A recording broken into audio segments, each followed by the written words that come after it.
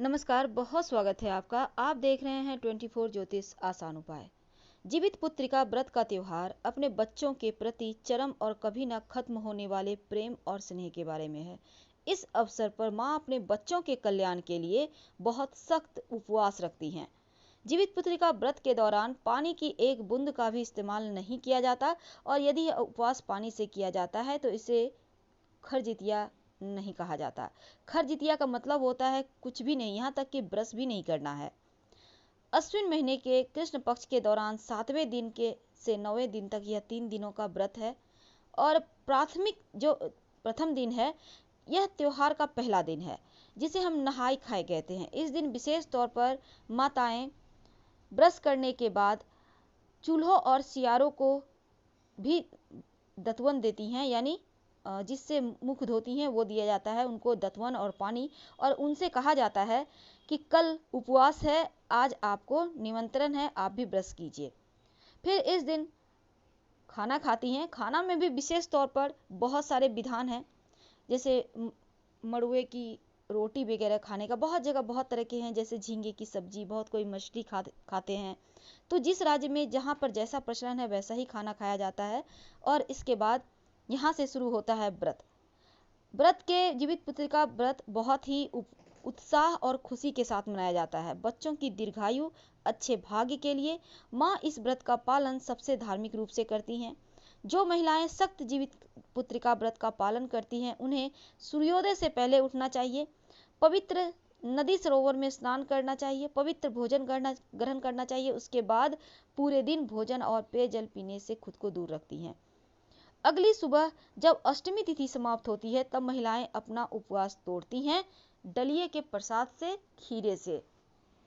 बहुत जगह बहुत तरीके के नियम हैं, लेकिन इस व्रत में मुख्यतः कहानी का नियम है, जो कि कहानी के बिना इस व्रत को अधूरा माना जाता है। हालांकि कहानी भी हम लेकर आएंगे, लेकिन आज 2 शब्दों में कहानी जानते हैं। पौराणिक कथाओं के अनुसार जिमुतवाहन नाम का एक दयालु और बुद्धिमान राजा था।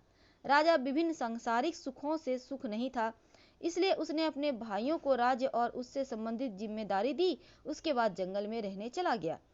कुछ समय के बाद जंगल में चलते समय राजा को एक बूढ़ी औरत मिली जो रो रही थी। जब उससे राजा ने पूछा तो राजा को पता चला कि महिला नागवंशी यानी सांपों के परिवार से संबंधित है, जिसका केवल एक बेटा है। लेकिन उन्होंने जो शपथ ली है उसके अनुसार पक्षीराज गरुड़ को हर दिन एक सांप पेश करने का अनुष्ठान था और आज उसके बेटे की बारी थी। महिला की दुर्दशा देखकर जिमुतवाहन ने उससे वादा किया कि वह उसके बेटे और उसके जीवन को गरुड़ से बचाएगा और खुद को एक लाल रंग के कपड़े में ढककर चट्टानों पर लेट गया, खुद को गरुड़ के लिए खाने के रूप में पेश करने के लिए। जब गरुड़ आया तो उसने जिमुतवाहन को पकड़ लिया। अपने खाने के दौरान उसने देखा उसकी आंखों में कोई आंसू या मौत का डर नहीं था। पूरी तरह से आश्चर्य में पड़ गए गरुड़ जी।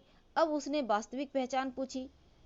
तब पक्षीराज गरुड़ ने जिमुतवाहन को मुक्त कर दिया पूरी बात सुनने के बाद, क्योंकि वह उसकी बहादुरी से प्रसन्न था और उसने सांपों से और बलिदान का त्याग नहीं लेने का वादा किया।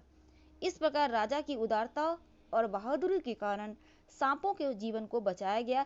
इसलिए इस दिन जीवित पुत्रिका व्रत के रूप में मनाया जाता है, जब माँ अपने बच्चों की भलाई और अच्छे भाग्य दीर्घायु के लिए उपवास रखती हैं। जीवित पुत्रिका व्रत करने के नियम भी बहुत सरल हैं। चलिए जानते हैं पूजा विधि। जितिया व्रत के दिन एक दिन पहले महिलाएं सूर्योदय से पहले जाकर स्नान वगैरह पूजा करें, एक बार भोजन करें, फिर पूरे दिन कुछ नहीं खाएं। अगले दिन सुबह स्नान के बाद महिलाएं पूजा पाठ करती हैं, पूरे दिन निर्जला व्रत रखती हैं और व्रत के तीसरे दिन महिलाएं पारण करती हैं सूर्य को अर्घ्य देने के बाद। चूल्हों सियारों को भी व्रत के पहले जो सुबह सुबह सिरनी खाया जाता है, दिया जाता है। और इस दिन जब मुख्य रूप से पर्व के जो तीसरे दिन है, झोल भात, मरुआ की रोटी, नोनी का साग खाने का विधान है। अष्टमी को प्रदोष काल में महिलाएं जिमुतवाहन की पूजा करती हैं और जिमुतवाहन की कुशा से निर्मित प्रतिमा को धूप, दीप, अक्षत, पुष्प, फल आदि अर्पित करके फिर पूजा की जाती है। इसके साथ ही मिट्टी या गाय के गोबर से सियारिन और चील्हो बनाया जाता है। प्रतिमा बन जाने के बाद उसके माथे पर लाल सिंदूर का टीका लगाया जाता है और पूजन समाप्त होने के बाद जीवित पुत्रिका व्रत की कहानी सुनी जाती है या पढ़ी जाती है। जीवित पुत्रिका व्रत का शुभ मुहूर्त हमने स्क्रीन पर दे दिया है और इस बार का जीवित पुत्रिका व्रत 10 सितंबर को मनाया जा रहा है। तो मंगल कामना के लिए, बच्चों की लंबी उम्र के लिए और रक्षा के लिए ये व्रत जरूर कीजिए। हर हर महादेव।